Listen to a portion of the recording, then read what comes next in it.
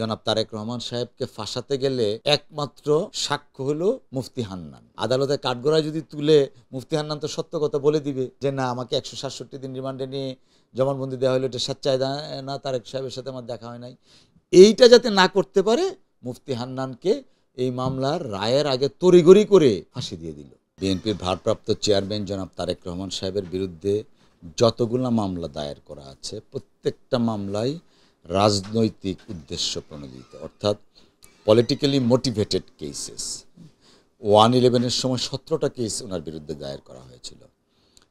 প্রায় প্রত্যেকটা কেসেই মহামান্য সুপ্রিম কোর্টের অ্যাপিলেট ডিভিশন বাতিল করে দিয়েছেন, অর্থাৎ এই মামলার কোনো আইনগত ভিত্তি নাই।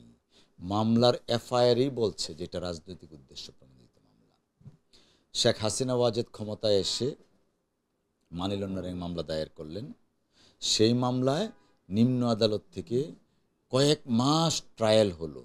ট্রায়ালের পরে বেকসুর খালাস পেলেন উনি।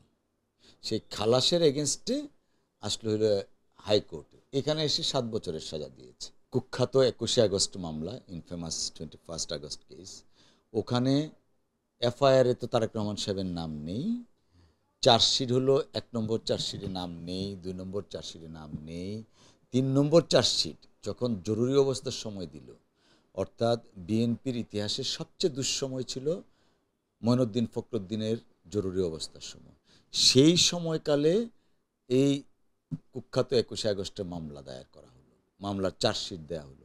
তখনও জনাব তারেক রহমান সাহেবের নাম ছিল না। তো শেখ হাসিনা ওয়াজেদ 2008-এর নির্বাচনের পরে ক্ষমতায় এসে তখন তিনি সংসদে দাঁড়িয়ে বললেন যে 21শে আগস্ট গ্রেনেড মামলার সাথে তারেক রহমান সাহেব জড়িত। তার যেই কথা সেই কাজ, সাথে সাথে আদালতকে নির্দেশ দিলেন। আদালত তখন বলল এই মামলার রিইনভেস্টিগেশন করতে হবে, পুনঃতদন্ত। তারেক রহমান সাহেবকে এই মামলা আসামি করার জন্যই পুনঃতদন্তটা হলো।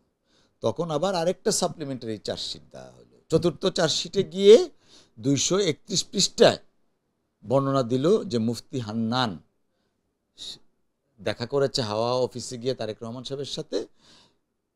তাদের ভাষ্য মতে তারেক রহমান সাহেব মুফতি হান্নানকে বলেছেন, আপনি কাজ করেন পিন্টু সাহেব, তারপরে মুফাজ্জল হোসেন কায়কোবাদ, হারিস চৌধুরীর বাবর, তাদের সাথে যোগাযোগ রক্ষা করবেন। এই ছিল ওনার বিরুদ্ধে অভিযোগ। এগুলো তো পাবলিক ডোমেনে আছে, আপনারা চাইলে পরীক্ষা করতে পারেন। আর কিছু ছিল না। আপনাদের মিডিয়ার মাধ্যমে তো অনেক কিছু বানানো হয়েছে, বাস্তবে কিন্তু তা না। ইভেন এই মামলার অন্যতম সাক্ষী ছিল শেখ হাসিনা। শেখ হাসিনাও কোনো দিন তারেক রহমান সাহেবের নাম সাক্ষীতে বলে নাই। যখন চার্জশিট দেওয়া হয় তখন সাক্ষীদের 161 নেওয়া হয় জবানবন্দি। সেই জবানবন্দিতে তারেক রহমান সাহেবের নাম শেখ হাসিনা বলে নাই, আব্দুল জলিল মরহুম বলে নাই, সাজেদা চৌধুরী বলে নাই, জিল্লুর রহমান সাহেব বলে নাই, কেউ বলে নাই। ক্ষমতায় এসেই তারেক রহমান সাহেবের নামটা নিয়ে আসলেন। তারপরে কার মাধ্যমে? মুফতি হান্নান। সেই মুফতি হান্নানকে 167 দিন রিমান্ডে নিলেন, নিয়ে তার মাধ্যমে একটা স্বীকারোক্তিমূলক জবানবন্দি আদায় করলেন। এই স্বীকারোক্তিমূলক জবানবন্দিটা আদায় করার পরে যখন মুফতি হান্নান জেলখানায় গেল, যাওয়ার সাথে সাথে আবার অ্যাপ্লাই করলো যে এটা আমার কাছ থেকে জোর করে আদায় করা হয়েছে, আমি এটা প্রত্যাহার করতে চাই। আইনি ভাষায় বলা হয় রিট্রাকশন। এইটাও কিন্তু এখনো পেন্ডিং। এগুলো সব হাসিনার আমলের কাজ, পেন্ডিং আছে, ওনারা প্রত্যাহার করলেন না। মামলাটা ট্রায়ালে চলে গেল। ট্রায়ালে যাওয়ার পরে যখন দেখলো এই মামলায় জনাব তারেক রহমান সাহেবকে ফাঁসাতে গেলে একমাত্র সাক্ষ্য হলো মুফতি হান্নান। তো মুফতি হান্নানকে আদালতে কাঠগড়ায় তুলতে হয়। আদালতে কাঠগড়ায় যদি তুলে মুফতি হান্নান তো সত্য কথা বলে দিবে যে না, আমাকে 167 দিন রিমান্ডে নিয়ে জবানবন্দি দেওয়া হলো, এটা সচ্চাই না, তারেক সাহেবের সাথে আমার দেখা হয় নাই। এইটা যাতে না করতে পারে, মুফতি হান্নানকে এই মামলার রায়ের আগে তড়িঘড়ি করে ফাঁসি দিয়ে দিল। তাইলে 21শে আগস্টের মামলা আর কোনো প্রত্যক্ষ সাক্ষী রইল না। একতরফা জনাব তারেক রহমান সাহেবের বিরুদ্ধে রায় ঘোষণা করা হলো। অথচ হাসিনা থেকে শুরু করে তার স্থাবক যারা ছিল প্রতিদিন রাত দিনে বলে গেছে তারেক রহমান সাহেবের বিরুদ্ধে, তাই না? কিন্তু আমি যে কথাগুলো বলছি ডকুমেন্ট, এবং সেই ডকুমেন্টগুলো এখনের না, আগের থেকে আপনারা গিয়ে পরীক্ষা করে দেখেন। এই মামলাতেও মহামান্য আদালত ওনাকে খালাস করলেন। এইভাবে ওনার বিরুদ্ধে 5টা মামলা দণ্ড হয়েছিল, 4টাতে উনি খালাস পেলেন। আরেকটা মামলা ওই 111-এর সময় দায়ের করা ছিল, সেই মামলা ট্রায়াল কোর্টে রায় হয়েছে, সেই রায়টা এখন পেন্ডিং আছে। আমরা প্রচলিত আইন, সংবিধান এবং আদালতের নির্দেশনা মোতাবেক আমরা ওই মামলা নিষ্পত্তিটা করব। আর দেশে আসার ক্ষেত্রে যে বাধা যেটা বলছেন, আসলে মামলা জনাব তারেক রহমান সাহেবের দেশে আসার ক্ষেত্রে কখনোই বাধা ছিল না। ছিল না এই কারণেই তিনি আইনের শাসনের প্রতি বিশ্বাসী, আদালতের প্রতি আস্থাশীল। তিনি আমাদেরকে বলে দিয়েছেন আইনি প্রক্রিয়া ওনার মামলাগুলা নিষ্পত্তির জন্য। আইনি প্রক্রিয়ায় যিনি নিষ্পত্তি চান তার তো এসে যদি মামলার প্রয়োজনে আইন যা বলে তাই তিনি করবেন, যে কারণে মামলা কোনো বাধা না।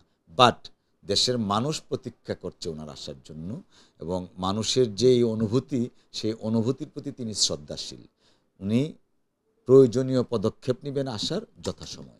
একজন রাজনীতিবিদ হিসেবে আন্তর্জাতিক প্রেক্ষাপট, দেশের বর্তমান সব রাজনৈতিক প্রেক্ষাপট সব মিলিয়ে আসলে ওনার দেশে আসতে কোনো বাধা বা বিদেশি কোনো আন্তর্জাতিক কোনো নিরাপত্তার প্রয়োজন আছে কি? না, আসলে দেখুন, প্রত্যেকটা রাজনৈতিক দলের প্রধান নেতা যিনি থাকেন তার ব্যাপারে তো এটা শুধুমাত্র বাংলাদেশ না, বিশ্বের তাবৎ দেশে আপনি যখন ডক্টর প্রফেসর ইউনূস সাহেব যখন চলেন ওনার নিরাপত্তার একটা বিষয় থাকে। মোদি যখন চলে, রাহুল গান্ধী যখন চলেন, কিংস চার্লস যখন চলেন, জো বাইডেন যখন চলেন, ইউএস প্রেসিডেন্ট বা ইউকের প্রাইম মিনিস্টার যখন চলেন, বা বিরোধী দলের নেতা যখন থাকেন, একটা নিরাপত্তা তো এটা তো একটা হিউম্যান ক্যারেক্টার আমাদের। অফকোর্স সেই বিষয়গুলোর পাশাপাশি ওনার দেশে ফেরার বিষয়টা আমি যা বললাম যে প্রয়োজনীয় পদক্ষেপটা যথাসময়ে নেওয়া হবে। অন্তর্বর্তী সরকারের তো দায়িত্ব দেশের প্রত্যেকটা নাগরিকের নিরাপত্তা দেওয়া, অন্তর্বর্তীকালীন সরকারের দায়িত্ব প্রতিটা নাগরিকের নিরাপত্তা দেওয়া। তো সেই হিসাবে তো বিএনপির ভারপ্রাপ্ত চেয়ারম্যান জনাব তারেক রহমান সাহেব তো নিরাপত্তা পাওয়ার সাংবিধানিক অধিকার আছে। এখন কতটুকু দিতে পারে সেই উত্তরটা স্বরাষ্ট্র মন্ত্রণালয়, আইন মন্ত্রণালয় দিতে পারবেন।